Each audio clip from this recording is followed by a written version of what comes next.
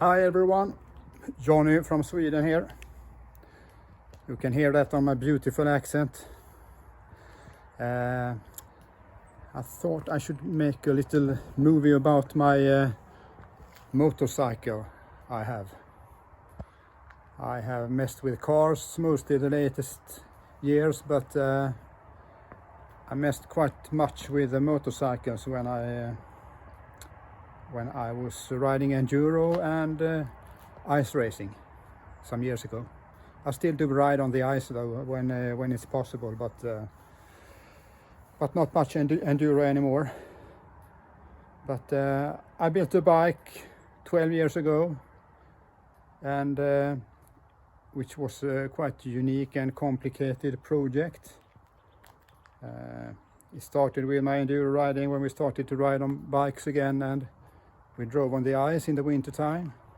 First with the 250cc bikes, 4-stroke, which was too weak. Then I changed to a Honda CR500 2-stroke. That was better, more power for ice racing.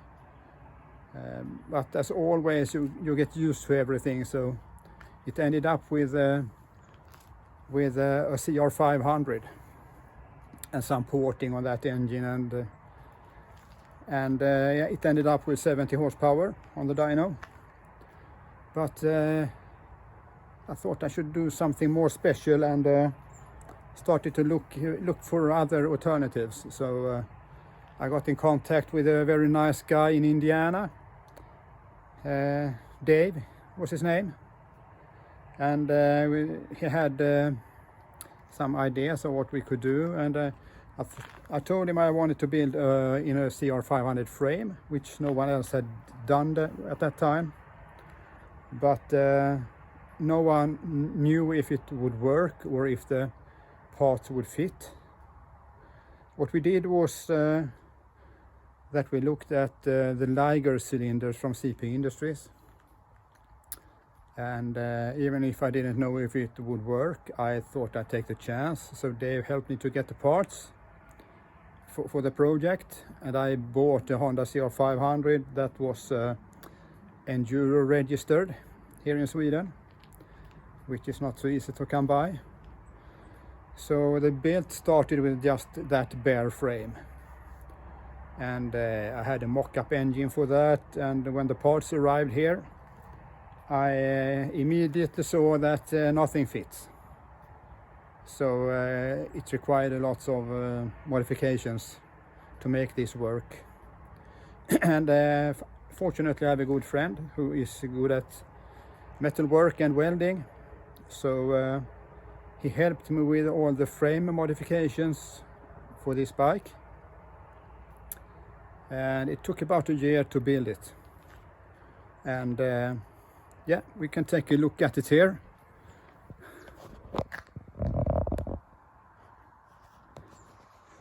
It looks like this. It's in street setup now with the supermoto wheels.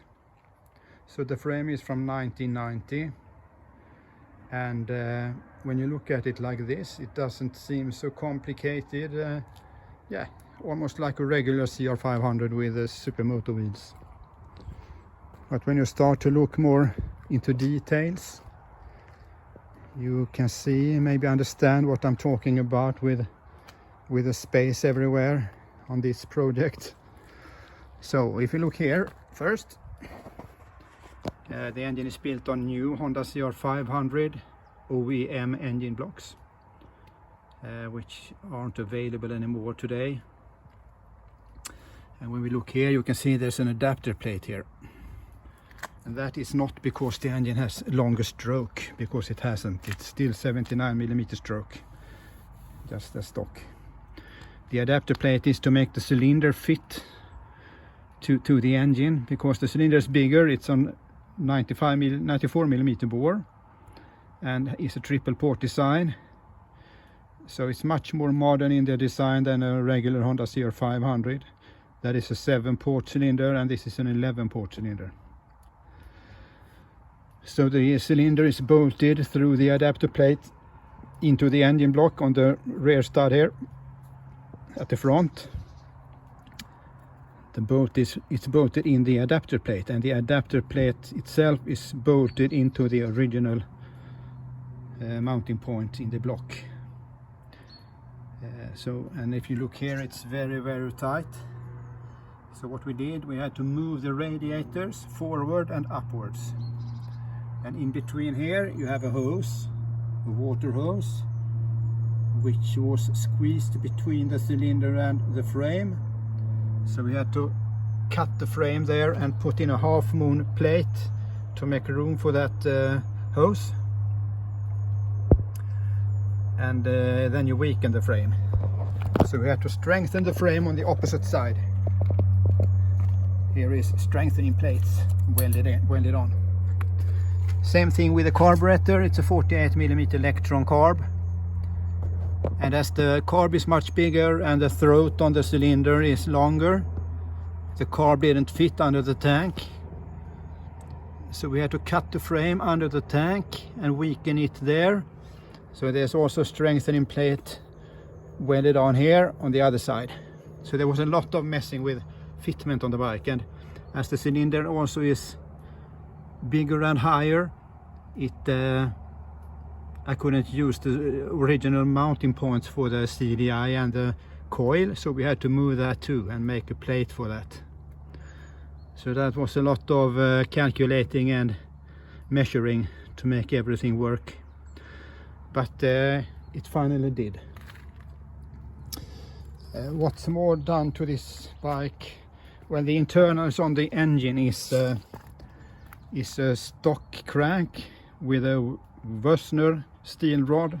The crank is welded on the tins to make everything sit together properly. The gearbox has cut gears in the engagement cogs.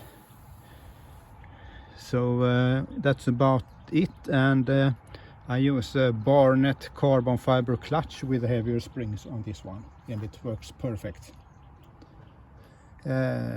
Some other stuff here is the Italian handmade HRC copper swing arm, which is 20mm longer than a stock one. I need a longer wheelbase, helps with acceleration. The fork is the Marzocchi 50mm GP fork with lightweight internals. I run a 330mm front brake disc with carbon bell and a Motomaster 4-pot caliper. The front fork is shortened 20mm, and the bike is lowered at the rear too. I use Öhlins rear super motor shock here, and that. Yeah, the pipe is also tailor-made by CPI Racing, and I actually have two pipes, because this is the road pipe, street pipe, and I have another pipe for ice racing with a different tuning to calm down the bike a bit and make it more drivable on the ice. Yeah, that's about everything around the engine, I guess. 17-inch supermoto is 5'17", 5-inch wide, 160 tire, 3.5-inch at the front, I think. Yeah, regular sizes here. Yeah, the bike got some attention during the build 12 years ago, and when everything was put together, there was a lot of guessing with the power numbers.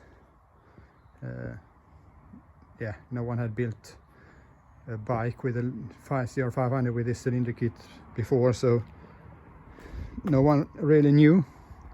But this engine is running premium pump fuel, 98 octane in Sweden and 93 for US, same shit. But I decided to, before I do any guessing or say anything, I make a dyno movie about the bike so everyone can see what power it delivered and torque.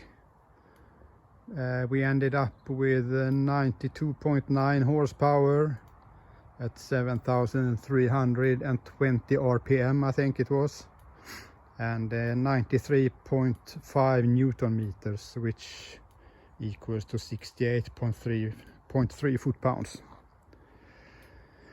So it's quite sturdy.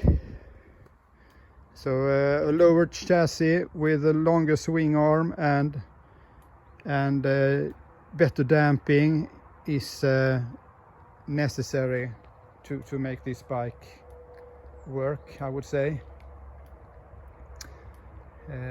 Yeah, so this is the street setup. As soon as I can and as much as I can, I go ice racing here, but it's not so much ice in the winters at the moment, but when I can, I do it. And then I ride on these wheels. These are the Mitas Ice King tires. I don't think they are available anymore, but I had it for a few years. It's holding up very good.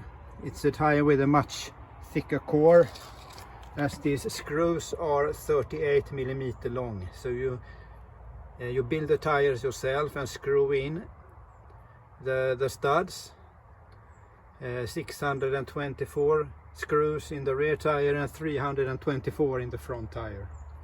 So it's a good forearm training to do this, and all of them is positioned in a special way, as you can see here. So it's a heavy tire, but it works fine with this engine. Yeah, that's a bit of the story about this bike.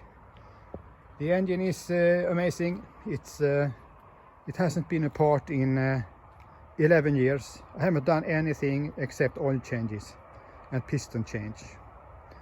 So Honda quality, and as the cylinder has quite radical port timings, that makes the engine block last good when you kick the bike. You don't get that much trapped compression with higher port timing, which saves the blocks. And never kick a CR500 on a stand on the frame. It's a good tip too. Yeah, that's about it. Have a good time, guys.